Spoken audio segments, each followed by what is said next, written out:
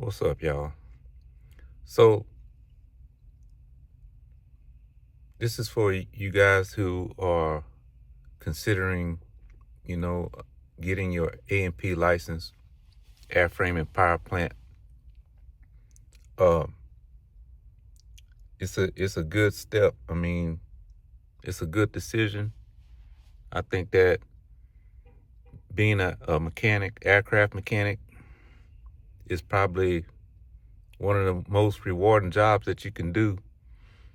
Um, and it's probably one of the best paying jobs, I think.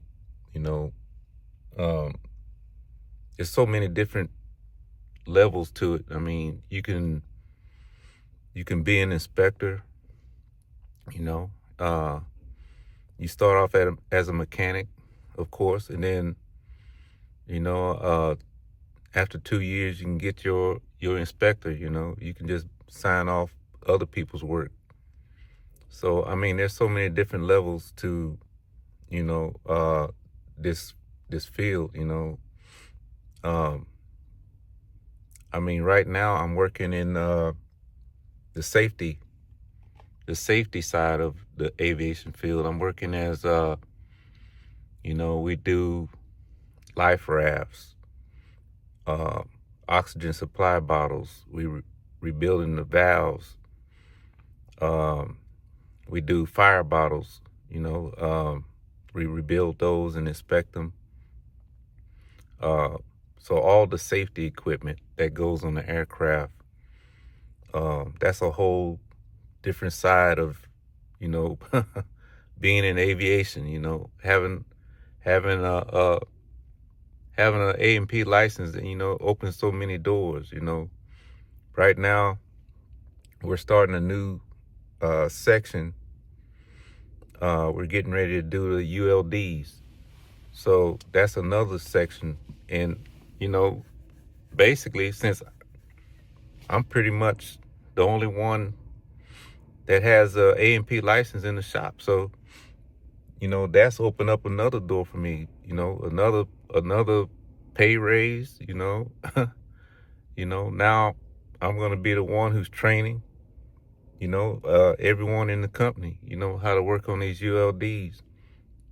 So yeah, so if you don't know what a ULD is, it's a uniform loading device. These are the containers that the airlines use to store your baggage uh, while you're in flight. You had to put the weight has to be distributed throughout the aircraft. There's weight and balance uh, requirements. So all this luggage, you can't just throw it in the cargo hold. It has to be stored in its own container. And I'll put a picture up in the video. But for to be able to work on these containers, you had to have a A&P license. You see, you had to have an airframe license. So I mean, just having an A&P license, has opened so many doors for me. And there's so many doors that I know that's going to open up in the future also.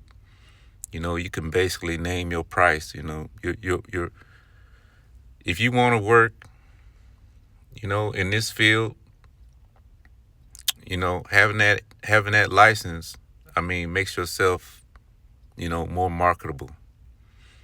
And I mean, for those that don't have an A&P license, I mean, you can work under someone that does have their license until you're able to obtain your A&P license. And I mean, I don't think you necessarily have to go to a school. I did 6 years of working on helicopters in the Army, and when I got out, I was able to obtain my A&P license. Just get the necessary signatures that you need. You had to have proof. So you just had to show them your DD-214. You have to go to a field inspector You know, just Google what process you need to go through to get your A&P. You don't have to go, you know, pay $50,000 to get your A&P. You know, going to school for 2 years. You know, as long as you have the experience. You know, I had 6 years experience working on Chinook helicopters, so that experience, you know, I was able to go and get my A&P license and you know, just take the written and the practical test. You see, and here I am. I'm out here working. So yeah, so if you like this video, like and subscribe. You know, share. You know, and you know, hit that notification, and I'll be coming out with some more videos for you that, you know, trying to get into this field.